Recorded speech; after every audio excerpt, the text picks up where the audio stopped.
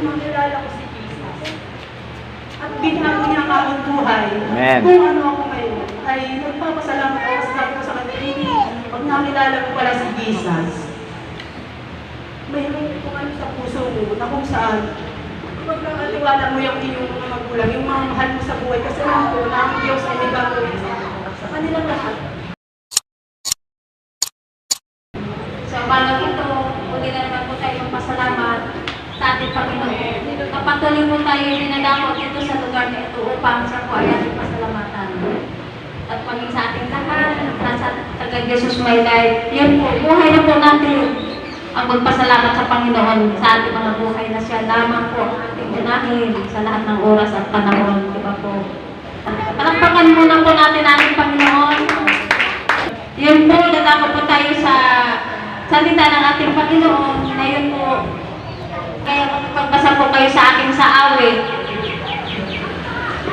117 verse 1. Yun po.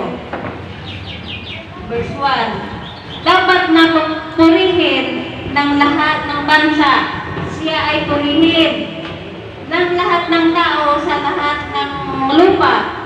Pagkat ang pag-ibig na ukol sa atin, dakila at wagas, at ang katapatan niya walang wagas. Yun po na talagang sa ating mga buhay, dapat lang po natin papurihan natin mga Panginoon sa mga oras na ito, na dapat lamang po natin siya paitaas sa ating mga buhay, na anumang po ang ginagawa ng Panginoon sa ating mga buhay, dapat po natin siya maitaas at papurihan. Ngayon po, inanyahan ko po ang magpasalamat. Sa girls muna po tayo. Sino po ang dapat magpasalamat sa buhay po ni Steven Alisa?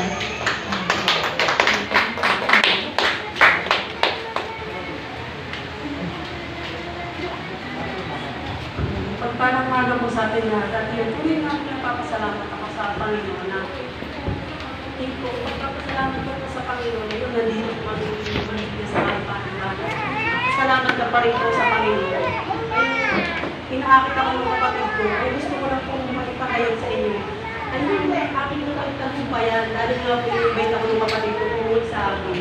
Pag ako ay makinanay, ako talagang makinanay, hindi sabi ka sa akin.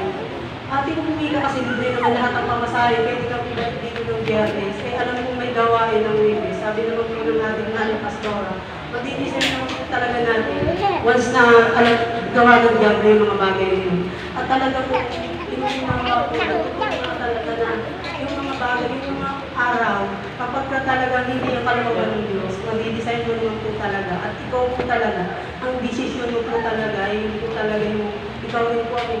Talagang tunay nga po yun, salamat sa Panginoon. At yung mga bagay na yun, ay kapag-tagumpayan ko. Amen. Sabi ko nga po, sa aking kapatid, hindi magsasama. Sabi niya sa akin, ate, di ba? Noon, halos, nagpupunod ka ng mutang ka pa ng 5-6, kahit na may asawa, may mga anak, talagang napakalaki natin ko. Pero kung makilala ko si Jesus, at binago niya ang aking buhay, Amen. kung ano ako ngayon, ay nagpapasalamat ako sa sabi ko sa kanila, pag nakilala ko pala si Jesus, mayroon kung ano sa puso mo na kung saan, kapag nakatiwala mo yung iyong mga magulang, yung mga mahal mo sa buhay, kasi alam ko na ang Diyos ay may gagawin sa kanilang lahat.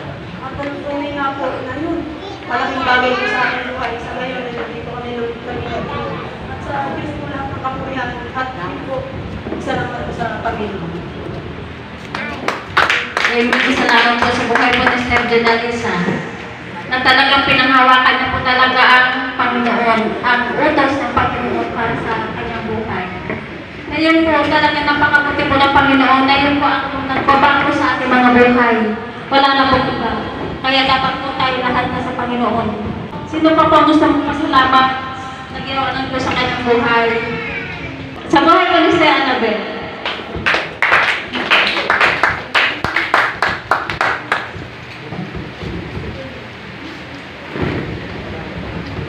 Pagpala po umaga sa atin lahat.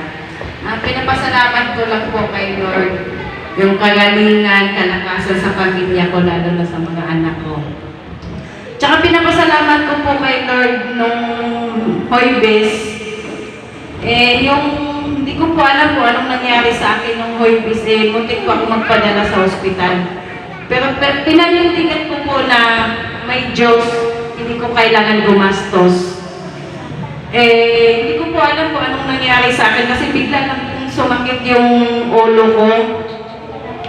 Tapos pagtingin ko po sa katawan ko, nangangatog ako tsaka namumutla yung mga daliri ko. Nahirapan po akong huminga. Nung time na yun, nandun po ako sa kay Mama Ning na sabi ko, ang sama ng pakiramdam ko, hindi ko kaya. Tapos nilagyan po niya ako ng panghaplas. Habang nilalagyan po niya ako, pinagparay ko po yung sarili ko. Sabi ko, Lord, ayaw ko po madala sa doktor. Maghimala ka sa buhay ko, no? Naghimala ka. Ulitin mo ulit kayo, maghimala ka. Kaya yun po ang laki po ng pasalamat ko kay Lord. Ang bilis po niyang tumugon sa akin. Nung time na yun, mga 1 oras po, nawala po siya. Kaya yun yung pinapasalamat ko kay Lord na bawat nakakamdaman ko sa sarili ko, hindi po ako nagtitik ng gamot. At saka isa pa pong pinapasalamat ko sa sarili ko, yung panganay ko nandito na sa piano. Yung pangalawang, yung puso kong anak ito na sumasayaw na siya. Sana ko, magtuloy-tuloy ko sabi ko nga sana hindi na siya hindi na siya umalis dito kasi alam mo naman yung puso ko, napakabait na anak ko yan. Kaya proud ako yan sa kabaitan. Kaya sana tuloy-tuloy siya, sana magpapasting din siya. Yun lang po, pinagpapakay ko kay Lord. Yun lang po. Amen. Salamat sa Panginoon sa buhay po ni Sister Annabel. Ayun po, manatili lamang po tayo sa Panginoon, nakaluhod, na anuman po ang kanyang utos para sa ating susundin, nang sa gayon ng ating lalaki, kanyang pakinggan. Salamat sa Panginoon. Sino pa po ang gusto kong pasalamat ang ginawa ng Diyos sa kanyang buhay? Sa voice na lang po tayo. Buhay po ni Brother, salamat po.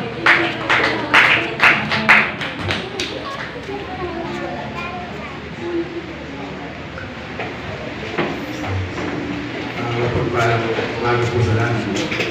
Nais ko lang pong ibahagi ang naranasan ko nung sa linggo, kaya pinako ba na wala po sa hinagod ng isip ko na hindi ko ba. Sa pagkakataong ngayon, madaling araw pa lang po parang nilalamutak yung aking bituka. Talagang ngayon lang po ako nakatingin ng ganun sakit. Umampoy na ako, pero sa puso hindi ako natakot doon ako natakot. Talagang sabi ko, magaya nung naramdaman ni Sister Annabel, gusto ko na rin pumunta sa doktor. Ginawa ko, umuwi na lang ako sa bahay, hindi na ako dito sa tricycle. Sinarado ko yung bahay, bumalik ako sa itaas. Inilapit ko kay Lord ang sakit ng aking tiyan. Hindi ko po malaman kung ano yun. Talaga nagkaroon po ako ng takot sa aking isip, sa aking puso. Kung ano yun, yung naaalala ko na pinagaling ako ni Lord, sa kanya ko nilapit na, Lord, sayang yung tutulog ko. Pagbili ko na naman pagkain. Alam ko ito ang gagawin sa akin. Isang oras at kalahati ko ang liga. Kaya umulo na po liga ako. Nagpunta siya. Bigla po nawala talaga yung sakit. Amen. Kaya naniniwala ako.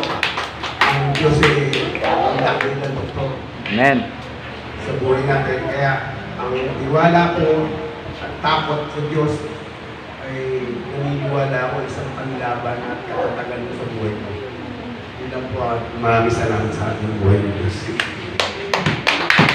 Salamat po sa buhay po ni Brother Ross na talagang ano man po ang kanyang naranasan noon, iba po nakalimutan siya. Maging sa ngayon man din na naranasan niya uli. Yun po, wala po tayong dapat na ipagkatakot dahil ang Diyos ay talagang tumutugon sa ating mga dalangin. Sa buhay po ni Brother Ross, salamat po sa kanyang buhay. Patuloy po siyang pinapagaling at sinasamahan sa kapila ng kanyang, siyempre, sa pagkukulang, naroon pa rin po ang Panginoon upang siya po ay po sa hindi nakapagpasalamat, sa sunod na linggo na lang po yung pagpasalamat, ihanda nila lang po. Ngayon